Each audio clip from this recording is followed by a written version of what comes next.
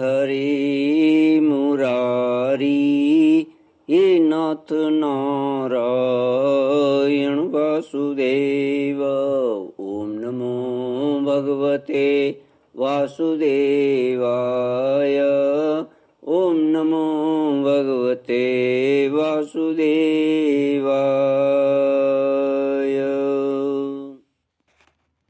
श्री भगवानुवाच त्रिशिरस्ते प्रसन्नोऽस्मि व्येतु ते मज्वरात् भयं यो न स्मरति संवादं तस्य त्वन्न भवेत् भयम्।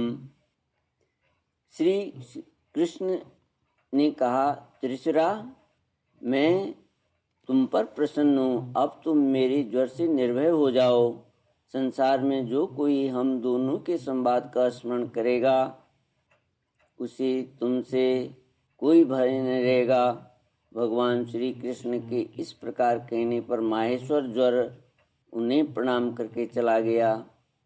तब तक बाणासुर रथ पर सवार होकर भगवान श्री कृष्ण से युद्ध करने के लिए फिर आ पहुंचा। परीक्षित, बाणासुर ने अपने 1000 हाथों से तरह तरह के हथियार ले रखे थे। अब वह अत्यंत क्रोध में भरकर चक्रपाणि भगवान पर बाणों की वर्षा करने लगा। जब भगवान श्री कृष्ण ने देखा कि बाणासुर ने तो बाणों की झड़ी लगा दी है, तब वे छुरे के समान तीखी धार वाले चक्र से उसकी भुजाएं काटने लगे, मानो कोई किसी वृक्ष की छोटी छोटी डालियां काट रहा हो। जब भक्त वत्सल भगवान शंकर ने देखा कि बाणासुर की भुजाएं कट रही हैं, तब वे चक्रधारी भगवान श्री कृष्ण के पास आए और स्तुति करने लगे। श्री रुद्र उवाच त्वं ब्रह्म परम ज्योतिर्गूढ़ं ब्रह्मणि वाङ्मये यं पश्यन्त्यमलात्मान आकाशमिव केवलम। भगवान शंकर ने कहा, प्रभु, आप वेद मंत्रों में तात्पर्य रूप से छिपे हुए परम ज्योति स्वरूप पर ब्रह्म हैं। शुद्ध हृदय महात्मा गण आपके आकाश के समान सर्वव्यापक और निर्विकार निर्लेप स्वरूप का साक्षात्कार करते हैं। आकाश आपकी नाभि है, अग्नि मुख है और जल वीर्य, स्वर्ग शिर, दिशाएं कान और पृथ्वी चरण हैं। परमात्मा मन, सूर्य नेत्र और मैं शिव आपका अहंकार हूँ। समुद्र आपका पेट है और इंद्र भुजा। धान्यादि औषधियाँ रोम हैं, मेघ केश हैं और ब्रह्मा बुद्धि है, प्रजापति लिंग है और धर्म हृदय है। इस प्रकार समस्त लोक और लोकांतरों के साथ जिसके शरीर की तुलना की जाती है, वे परम पुरुष आप ही हैं। अखंड ज्योति स्वरूप परमात्मन आपका यह अवतार धर्म की रक्षा और संसार के अभिवृद्धि के लिए हुआ है। हम सभी आपके प्रभाव से ही प्रभावान्वित होकर सातों भुवनों का पालन करते हैं। आप सजातीय, विजातीय और स्वगत भेद से रहित हैं।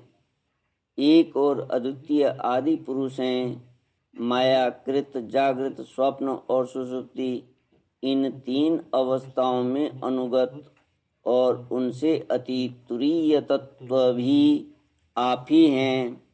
आप किसी दूसरी वस्तु के द्वारा प्रकाशित नहीं होते, स्वयं प्रकाश हैं।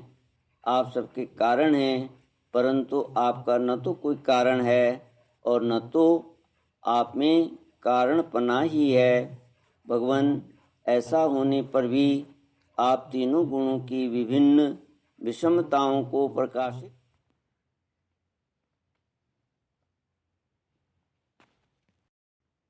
करने के लिए अपनी माया से देवता, पशु, पक्षी, मनुष्य आदि शरीरों के अनुसार भिन्न भिन्न रूपों में प्रतीत होते हैं। प्रभो, जैसे सूर्य अपनी छाया बादलों से ही ढक जाता है और उन बादलों तथा विभिन्न रूपों को प्रकाशित करता है, उसी प्रकार आप तो स्वयं प्रकाश हैं, परंतु गुणों के द्वारा मानो ढक से जाते हैं और समस्त गुणों तथा गुणाभिमानी जीवों को प्रकाशित करते हैं। वास्तव में आप अनंत हैं। भगवान, आपकी माया से मोहित होकर लोग स्त्री, पुत्र, देह, गेह आदि में आसक्त हो जाते हैं और फिर दुख के अपार सागर में डूबने उतराने लगते हैं। संसार के मानवों को यह मनुष्य शरीर आपने अत्यंत कृपा करके दिया है, जो पुरुष इसे पाकर भी अपनी इंद्रियों को वश में नहीं करता और आपके चरण कमलों का आश्रय नहीं लेता, उनका सेवन नहीं करता, उनका जीवन अत्यंत शोचनीय है और वह स्वयं अपने आप को धोखा दे रहा है। प्रभु, आप समस्त प्राणियों के आत्मा, प्रियतम और ईश्वर हैं। जो मृत्यु का ग्रास मनुष्य आपको छोड़ देता है और अनात्म दुख रूप एवं तुच्छ विषयों में सुख बुद्धि करके उनके पीछे भटकता है, वह मूर्ख इतना मूर्ख है कि अमृत को छोड़कर विष पी रहा है। मैं ब्रह्मा, सारे देवता और विशुद्ध हृदय वाले ऋषि मुनि सब प्रकार से और सर्वात्म भाव से आपके शरणागत हैं, क्योंकि आप ही हम लोगों के आत्मा, प्रियतम और ईश्वर हैं। आप जगत की उत्पत्ति, स्थिति और प्रलय के कारण हैं। आप सब में सम, परम शांत, सबके सुहृद आत्मा और इष्ट देव हैं। आप एक अद्वितीय और जगत के आधार तथा अधिष्ठान हैं। हे प्रभु, हम सब संसार से मुक्त होने के लिए आपका भजन करते हैं। देव, यह बाणासुर मेरा परम प्रिय, कृपा पात्र और सेवक है। मैंने इसे अभय दान दिया है। प्रभु, जिस प्रकार इसके परदादा दैत्यराज प्रहलाद पर आपका कृपा प्रसाद है, वैसा ही कृपा प्रसाद आप इस पर भी करें। श्री कृष्ण गोविंद हरे मुरारी, हे नाथ नारायण वासुदेव।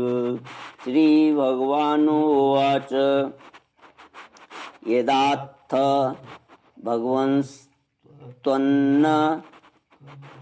कर्वाम प्रियं तव, भवतो यद् व्यवसितं तन्मे साध्वनुमोदितम्। भगवान श्री कृष्ण ने कहा, भगवान, आपकी बात मानकर जैसे आप चाहते हैं मैं इसे निर्भय किए देता हूँ। आपने पहले इसके संबंध में जैसा निश्चय किया था, मैंने इसकी भुजाएं काट कर उसी का अनुमोदन किया है। मैं जानता हूँ कि बाणासुर दैत्यराज बलि का पुत्र है,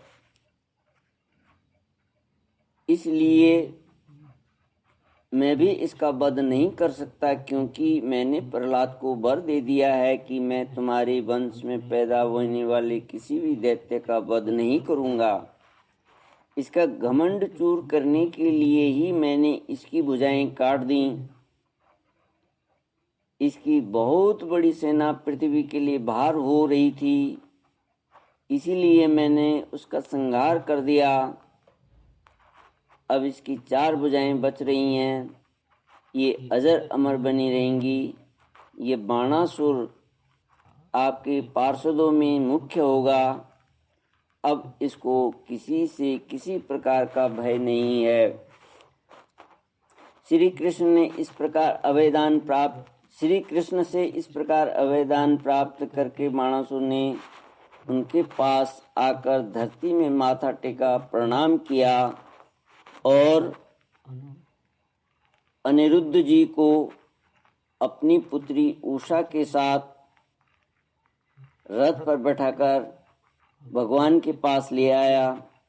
इसके बाद भगवान श्री कृष्ण ने महादेव जी की सहमति से वस्त्र अलंकार विभूषित उषा और अनिरुद्ध जी को एक अक्षौणी सेना के साथ आगे करके द्वारका के लिए प्रस्थान किया। इधर द्वारका में भगवान श्री कृष्ण आदि के शुभागमन का समाचार सुनकर झंडियों और तोरणों से नगर का कोना कोना सजा दिया गया। बड़ी बड़ी सड़कों और चौराहों को चंदन मिश्रित जल से सींच दिया गया। नगर के नागरिकों, बंधु बांधवों और ब्राह्मणों ने आगे आकर खूब धूमधाम से भगवान का स्वागत किया। उस समय शंख, नगाड़े और ढोलों की तुमुल ध्वनि हो रही थी। इस प्रकार भगवान श्री कृष्ण ने अपनी राजधानी में प्रवेश किया। परीक्षित, जो पुरुष श्री शंकर जी के साथ भगवान श्री कृष्ण का युद्ध और उनकी विजय की कथा का प्रातः काल उठकर स्मरण करता है, उसकी पराजय नहीं होती। श्री कृष्ण गोविंद हरे मुरारी, हे नाथ नारायण वासुदेव। इति श्रीमद्भागवते महापुराणे पारमहंस्यां संहितायां दशमस्कन्धे उत्तरार्धे अनिरुद्धानयनं नाम त्रिषष्टितमोऽध्यायः।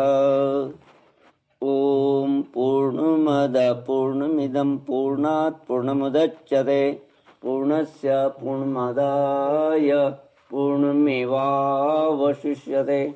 ओम शांति शांति शांति। हरि ओम। श्री गुरुभ्यो नमः। हरि